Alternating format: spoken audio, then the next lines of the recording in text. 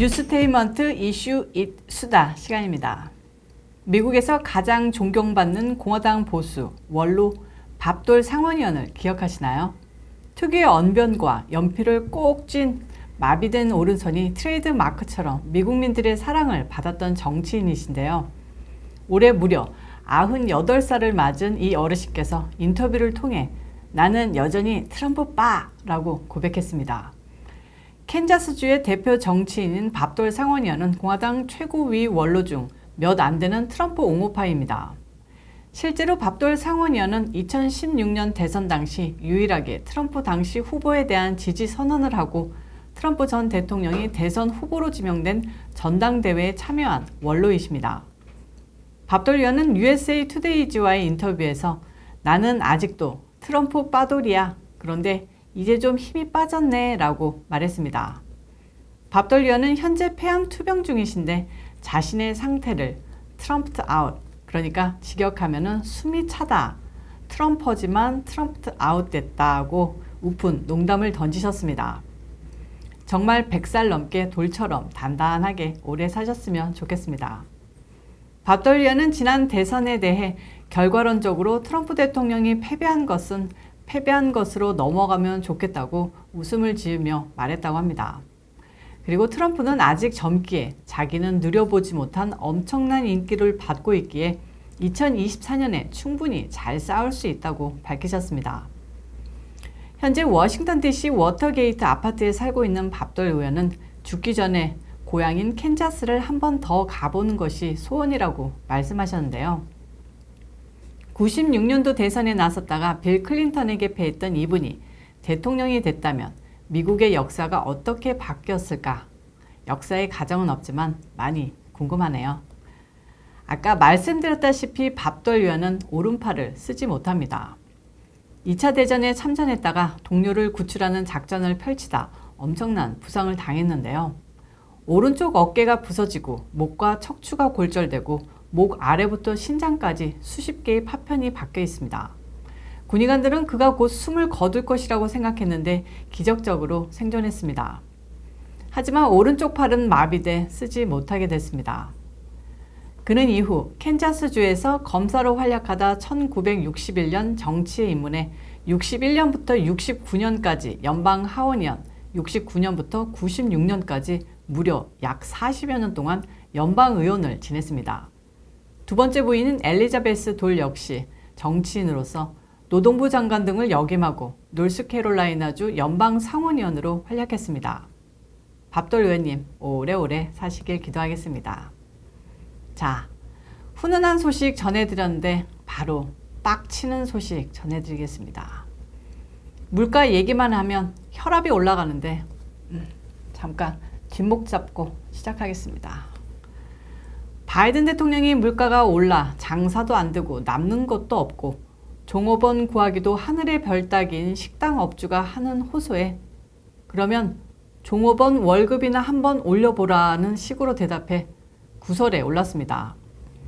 요식업계와 공화당은 현실과 동떨어진 발언이라고 비판했는데요. 좀 더 자세히 알아보면요. 지난 21일 CNN이 주최한 타운홀 행사에서 바이든은 식당 소유주인 존 라니로부터 사람들의 일터복귀를 유인하기 위한 정부의 해법이 무엇이냐는 질문을 받았습니다. 바이든은 코로나 이전에 식당에서 일한 많은 이들이 새로운 직장을 찾고 있을지도 모른다면서 요식업과 관광업의 경우 당분간 구인난이 이어질 것이라고 말했습니다.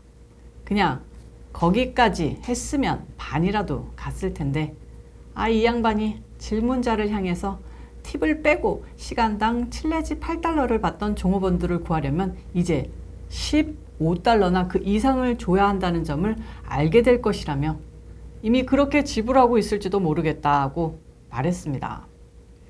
전미식당협회 부회장인 션 케네디는 바이든 대통령의 발언에 대해 식당은 다른 업종과 달리 이익률이 매우 낮고 운영 비용의 작은 변화도 안정성을 위태롭게 만든다고 지적했습니다.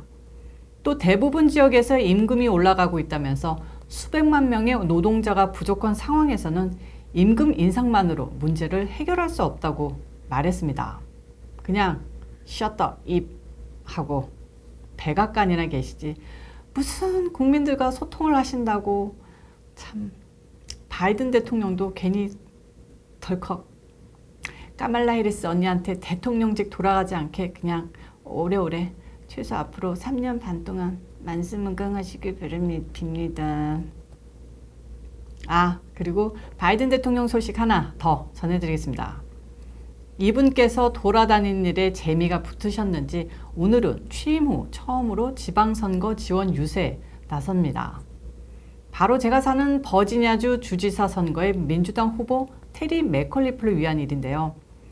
버지니아주는 항상 공화당이 장악한 레드 스테이트였다가 북버지니아 지역이 엄청 발전하면서 진보적 인구가 유입되고 지난 2000년 초부터 퍼플, 그러니까 민주당 공화당이 반반 섞인 주가 되더니 2016년부터는 아예 민주당이 장악한 주로 변해버렸습니다. 그런데 이제 물가가 미친 듯이 올라가고 흐느적대던 백인들이 정신을 차리더니 공화당의 인기가 또 지금은 하늘을 뚫고 있는데요. 민주당 테리 맥컬리프와 공화당 글렌 영킨 후보가 2% 이내 박빙 승부를 펼치고 있습니다. 이 둘의 선거는 올해 11월 열립니다. 그래서 중간 선거를 1년 앞두고 바이든이 얼마나 인기를 구가하고 있느냐, 트럼프 대통령의 돌풍이 어느 정도냐를 가늠하는 전초전이자 시험대가 될 예정입니다.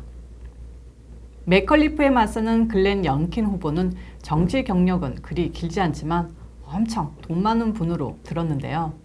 이곳 많은 한인들도 영킨 후보를 지지하고 있습니다. 맥컬리프는 영킨을 트럼프 충성파라고 요즘 광고를 때리고 있는데 이게 오히려 백인들을 결집시키는 반사 효과를 내고 있답니다. 아무튼 제가 사는 곳에서 열리는 주지사 선거도 계속 쫓아가 보도록 하겠습니다. 마지막 짧은 소식입니다. 여러분들 야구 좋아하시나요? 메이저리그 클리블랜드 인디언스는 만년 꼴찌팀으로 유명한데요. 시위와 맞물려 인디언스라는 이름이 모욕적이라고 개명 압력을 받은 팀입니다. 아니, 인디언스가 뭐 그렇게 인종차별적인 이름이라고. 인디언을 빨간 피부 레드스킨스라고 부르는 속어를 팀명으로 가진 풋볼팀 워싱턴 레드스킨스도 작년부터 이름을 버리고 그냥 워싱턴 풋볼팀이라고 불리고 있는 것은 100번 양보해서 이해하더라도 인디언스, 그게 뭐 그리 잘못된 이름인가 싶은데요. 아무튼 비판적 인종 이론으로 무장한 우리 엘리트들이 고치라니까 어쩔 수 없이 인디언스가 새 이름을 발표했습니다. 뚜둥 뭘까요? 바로 가디언스입니다. 인디언스라는 이름으로 1915년부터 버텨왔으니까 발음이 비슷해야 했나 봅니다. 인디언스에서 가디언스로 인자를 가자로 바꾼 건데 이건 마블스 영화 가디언스 오브 갤럭시도 아니고 참 생소합니다. 아니, 기발하다고 해야 할까요?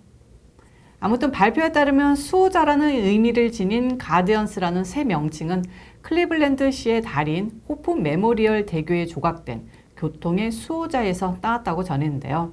좀 안쓰럽기 그지없습니다. 이렇게 야구팀 명칭부터 수많은 동상들, 학교와 거리의 이름이 광풍 속에 사라져가는 변혁의 시대를 우리가 살고 있습니다. 여전히 반 이상의 미국민들은 이런 변화를 원치 않는데도 말입니다. 목소리가 작은 게 죄입니다. 정말 큰 소리로 여러분께 한 곡 뽑아드리고 싶은데요. 전에 제가 테스형에서 세상이 왜 이래 이 부분이 자꾸 음과 가사가 입에 맴돕니다. 금요일 이슈이스타 여기까지 하고 마무리하겠습니다. 시청해주셔서 감사합니다. 그리고 오늘도 좋아요와 구독 꾹꾹 눌러주시고요. 광고 붙으면 함께 좋아해 주시고 광고 시청까지 해주시는 구독자님들께 하트 뿅 날려드리겠습니다. 건강 챙기시면서 행복한 주말 되시기 바랍니다.